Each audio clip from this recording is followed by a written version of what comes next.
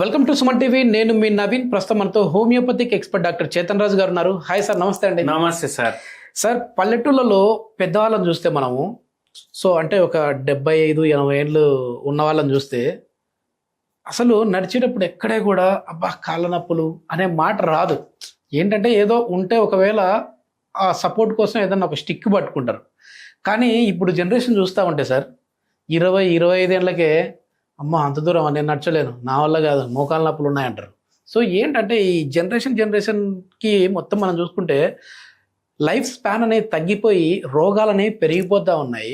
So ఈ మోకాళ్ళ నొప్పులు మెయిన్గా చిన్న ఏజ్లోనే రావడానికి రీజన్ ఏంటి? అదేవిధంగా బోన్ స్ట్రెంగ్త్ పెరగడం కోసం హోమియోపతిలో ఎట్లాంటి మెడిసిన్స్ ఉన్నాయి? ఒక పేషెంట్ వచ్చారు మన దగ్గర మోకాళ్ళ నొప్పుల ప్రాబ్లం తోటి. ఏజ్ ఏమో 52 ఏండ్లు. ఓకే. ఫీమేల్ పేషెంట్ ఉండేవాయి. ఆ అమ్మ మొత్తం బాధలు చెప్పుకునేటప్పుడు ఎంతసేపు చెప్పుకున్నారు, ఎంతసేపు బయట వెయిటింగ్ చేసిండ్రు. ఏం చేస్తుండే తెలుసా? ఇట్లా కూర్చొని వాళ్ళ బాబుతో మాట్లాడేటప్పుడు మసాజ్ ఇట్లా మోకాళ్ళకి మనతో మాట్లాడేటప్పుడు కూడా ఇట్లానే నడుస్తూనే ఉంది. అయితే ఏందమ్మా ఇట్లా నేను ఆపేసినాను అంటే నాకు నొప్పులు పెరుగుతున్నాయి. Okay okay. ఆపేసినాను అంటే నొప్పులు పెరుగుతున్నాయి నాకు. ఇట్లానే ఉంటా మొత్తం రోజు. ఇదే నా పని. టీవీ చూడడం, ఇది చేయడం, ఛానల్ మార్చడం, ఇది చేయడం. అది ఆపితే నాకు నొప్పి పెరుగుతుంది. గ్రేడ్ 3 ఆస్టియోఆర్థరైటిస్ ఉండే. Okay okay. అయితే వీళ్ళు 5 ఉంటారంట ఇంట్లో. 5 ఇంట్లో ఉంటే వాళ్ళ ఇల్లు మొత్తం ఎక్స్పెన్సెస్ నెలకు ఎంత ఉండాలి?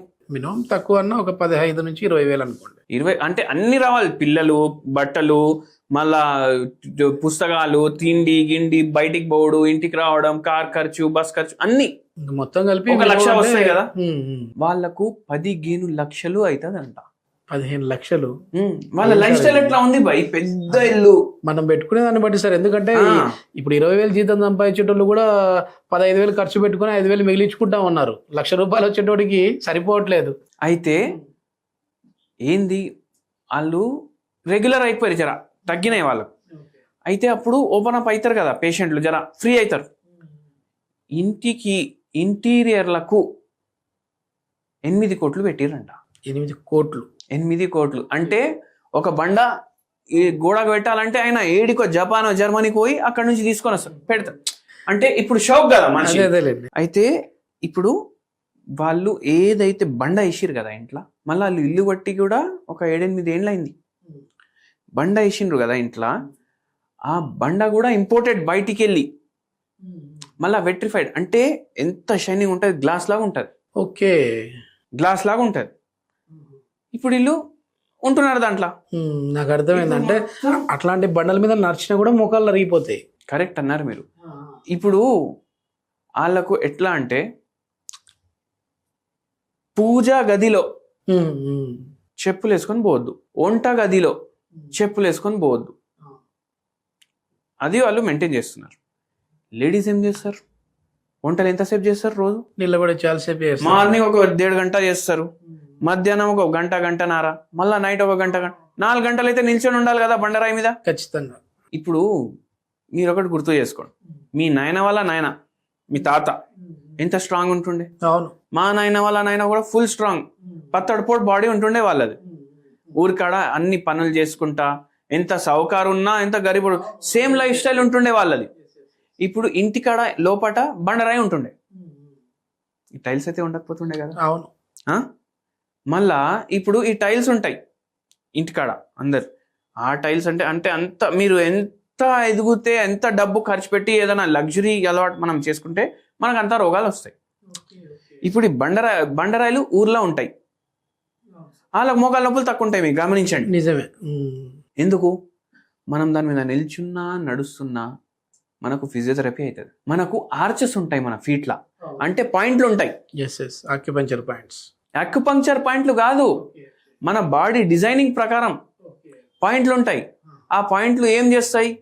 ఏ కాడ ఎంత వెయిట్ పడాలి. Okay okay. దేవుడు అట్లా డిజైన్ చేసింది మన బాడీని. దేవుడు అట్లా డిజైన్ చేసింది మన బాడీని. మనం ఏం చేస్తాం? ఇట్లా పాలిష్ బండలు వేసుకొని టైల్స్ అనే దానికి పేరు పెట్టి, వెట్రిఫైడ్ అని పేరు పెట్టి, అవి టెంపరేచర్ కూడా దాన్ని చక్కగా ఉండదు. ఇప్పుడు మన బండరాయి ఉంది అనుకోండి, ఉమ్, ఉమ్. అట్మాస్ఫియర్ టెంపరేచర్ ఎట్లుంది ఆ బండరాయి టెంపరేచర్ కూడా జర సిమిలర్ ఉంటుంది, అనివేర్ ఉంటుంది దాని సర్ఫేస్ కూడా. ఇక్కడ చలికాలంలో మరీ చల్లగా అయిపోతాయి, వేడి కాలంలో ఇంకా వేడిగా అయిపోతాయి ఈ వేరేవి కొత్తవి. అయితే దానివల్ల కూడా మన వెయిట్ డిస్ట్రిబ్యూషన్ ఎట్లయితే ఉండాలి పాదాలకు అది చేంజ్ అయిపోతుంది.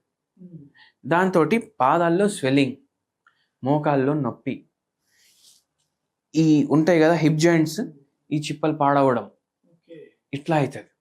సో ఈ పేషెంట్లో కూడా అట్లా అయింది. ఇప్పుడు మనం ఇప్పుడు చూడండి చిన్న పల్లెటూరు అనుకోండి, అక్కడ మోకాలు నొప్పి పేషెంట్లు తక్కువ ఉంటారు. ఎందుకంటే వాళ్ళకి సాధనాలే ఉండవు కదా, ఒక్క కాడికి ఇంటికి కాడికి పోవాలంటే వాకింగ్ పోతారు వాళ్ళు 1.5 కిలోమీటర్ 2 కిలోమీటర్స్. మనలాగా యాక్టివ్ వేసుకొని బర్రని వెళ్ళిపోరు వాళ్ళు, అవునా కదా. అయితే షుగర్ పేషెంట్లు తక్కువ ఉంటారు, మోకాలు నొప్పి పేషెంట్లు తక్కువ ఉంటారు. అందుకే డాక్టర్లు అందరూ సిటీకి వచ్చి పెడతా ఉంటారు హాస్పిటల్స్. అయితే ఇప్పుడు మళ్ళా పల్లెటూరు నుంచి చిన్న టౌన్కి వెళ్ళండి, జర చిన్న చిన్న ప్రాబ్లంలు పెరుగుతాయి, అవునా కదా. ఇంకా పెద్ద సిటీకి రండి, మోకాలు నొప్పి, షుగర్ వ్యాధి, బీపీ వ్యాధి, ఈ పేషెంట్లు పెరుగుతారు. సిటీలోకి వెళ్ళి డెవలప్డ్ సిటీ టోక్యో లేదంటే New York, New Jersey full developed, and గోక్కోవడానికి కూడా ఒక మషిన్ ఉంటుంది. సో అప్పుడు ఏమైపోతాయి, ఇంకా రోగాలు పెరుగుతాయి, క్యాన్సర్ వ్యాధులు, ఆటో ఇమ్యూన్ ప్రాబ్లంలు, ఇవన్నీ.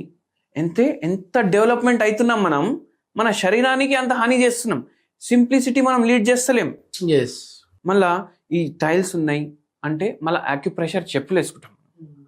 మనకు ఫ్రీలా బండరాయి మీద యాక్యుప్రెషర్ అవుతుండే కదా, మట్టిలో నడిస్తే యాక్యుప్రెషర్ అవుతుంది కదా, మళ్ళీ చెప్పులు ఎందుకు మనకు, అవునా కదా. సో అట్లా చెప్పులతోటి ప్రాబ్లం అవుతుంది. మళ్ళీ ఇంకోటి హై హీల్స్ వేసుకుంటారు కొన్ని లేడీస్. అవును, ఏందండి ఎందుకు అయ్యమ్మ ఆయన జర పొడుగుంటారు, మళ్ళీ ఫోటో తీస్తే మనకు కరెక్ట్గా రావాలి కదా ఫ్రేమ్ అనేసి అంటారు. దానికోసం హై హీల్స్ వేసుకుంటారు. దాంతో నరాల బలహీనత, నడుము నొప్పి ప్రాబ్లం, మోకాల నొప్పులు, పాదాల కింద తిమ్మిర్లు, మంటలు, ఇవన్నీ దానివల్ల వస్తాయి. Okay okay. సో లైఫ్ని మాడిఫై మనం మన హెల్త్ కోసం చేసుకోవాలి, కానీ మన బాడీ మాడిఫికేషన్ లైఫ్ థ్రెటనింగ్ అవ్వద్దు. అట్లా మళ్ళీ ఈ పేషెంట్కి మనం ఏం చెప్పినాము, మీ ఇష్టం అమ్మా ఇట్లా ఉంటుంది, ఇట్లా మీరు ఇంత తయారు చేసుకున్నారు కదా ఇట్లా ఉంటుంది, మనం మందులు అయితే ఇవ్వడం స్టార్ట్ చేస్తాం. తగ్గడం స్టార్ట్ అయింది. ఓకే, తగ్గడం స్టార్ట్ అయినాక ఏందమ్మా మళ్ళా బండ అది ఏంది సార్ మీరు అది అన్నారు కదా అట్లా మళ్ళీ కోట్లు పెట్టించి బండలు వేయించడం, మళ్ళీ ఏం చేసినామంటే ఏం లేదు సార్, ఇప్పుడు నేను పూజ గదిలో పోగానే కింద కూర్చుంటా, మ్యాట్ వేసుకొని కూర్చుంటా.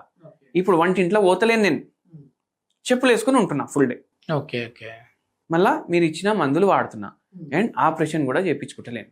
మీ మందులతోటి నాకు మంచిగా తగ్గింది, ఆపరేషన్ కూడా చేయించుకుంటా. వాళ్ళకి ఒకటి చెప్తా సార్, మన దగ్గర ఒక వారం తర్వాత ఆపరేషన్ చేసుకుందామని అనుకునేటోళ్ళకు కూడా నొప్పులు తగ్గినాయి.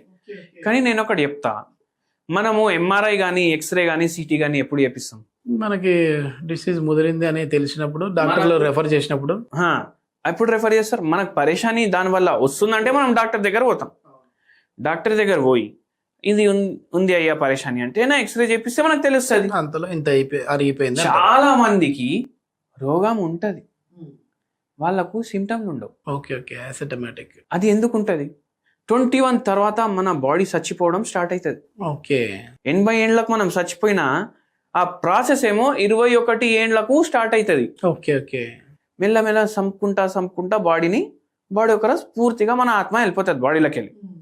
సో ఈ ఎక్స్రేలు ఎంఆర్ఐలు ప్రతి పేషెంట్కి ప్రతి మనిషికి చేపించినాం అనుకోండి, కొందరికి నడుములో ప్రాబ్లం, కొందరికి మెడలో ప్రాబ్లం, కొందరికి మోకాల్లో ప్రాబ్లం, కొందరికి పాదాల కింద ప్రాబ్లం, ఏదో వస్తూనే ఉంటది. కోవిడ్ టైంలో టెస్ట్ చేస్తే అందరికి బయటపడతా ఉన్నట్టు, అందరికి బయటపడ్డా.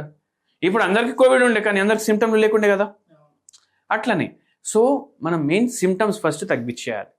మళ్ళా ఒక 10 మందికి, ఇప్పుడు 52 ఏళ్ళు ఈ పేషెంట్ ఏజ్, 52 ఏజ్ వయసు వాళ్ళు 10 మందికి మనం టెస్ట్ చేపిస్తే యావరేజ్గా వాళ్ళ మోకాలు ఎట్లున్నాయి, అట్లా మోకాలు అయిపోతే కూడా చాలు కదా, చాలు, కథం తగ్గిపోయినట్టే కదా. ఓకే, హోమ్ రెమెడీ ఏంటి సార్ మా వాళ్ళకి? హోమ్ రెమెడీ, అచ్చా ఈ పేషెంట్కి కూడా ఒక హోమ్ రెమెడీ చెప్పినాను నేను, అయితే మీ అందరికీ కూడా చెప్తాను నేను.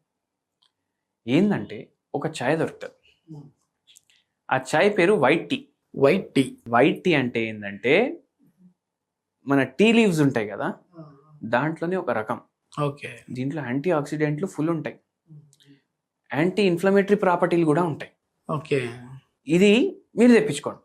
మీ white tea order online home delivery అంటే వస్తాయి. చాయ్ రేటే ఉంటుంది మీకు. Okay okay. కొంచెం మీకు ఒక 20 రూపాయలు 30 రూపాయలు ఎక్కువ ఉంటుండొచ్చు గంతే. గ్రీన్ టీ ఉంటుంది కదా, గ్రీన్ టీలో హెల్త్ బెనిఫిట్స్ ఉంటాయి కదా, దాంట్లో ఎన్నో తరాలు ఎక్కువ హెల్త్ బెనిఫిట్ దీంట్లో ఉంటుంది వైట్ టీలో. Okay okay. Anti inflammatory properties, energetic properties ఉంటాయి. అండ్ వీటితోటి మోకాల నొప్పుల్లో జర రిలీఫ్ ఉంటుంది, మీకు రిలీఫ్ మాత్రం ఉంటుంది. అయితే ఇప్పుడు గ్రీన్ టీ ప్రిపరేషన్ ఎట్లా చేసుకుంటారు? నార్మల్గా మీరు డికాక్షన్ తయారు చేసుకుంటారు కదా, గట్లనే తయారు చేసుకోవాలి. తయారు చేసేటప్పుడు ఇంత పసుపు కొమ్మ దాంట్లో దంచేసి వేసేయాలి, అది white tea. Okay okay. White tea మామూలుగా కూడా తాగొచ్చు మీరు, కానీ వైట్ టీ తయారు చేసుకునేటప్పుడు మీరు జర పసుపు కొమ్మ వేయండి దాంట్లో. యాంటీసెప్టిక్, యాంటీబయాటిక్, మళ్ళా ఎనర్జెసిక్, సో ఎన్హాన్స్ అయిపోతుంది. అది తాగి మీరు వచ్చి కమెంట్ చేయండి వారం తర్వాత ఎట్లా. నిజంగా చాలా మంచి ఇన్ఫర్మేషన్ సార్. ఏంటంటే మన లైఫ్ స్టైల్ అనేది ఏదో మనం టెక్నాలజీ వెనకాల పరిగెడుతూ మనం ఇంకా కొంచెం అభివృద్ధి పరంగా ముందుకు వెళ్తా ఉన్నాం అనుకుంటాం, కానీ బాడీని మాత్రం తగ్గించేసేస్తా ఉన్నాం, దాని పనితీరుని తగ్గించేసేస్తా ఉన్నాం, కాబట్టి ఈ రోగాలన్నీ వస్తూ ఉన్నాయి. ఎస్, థ్యాంక్ యూ అండి. Thank you.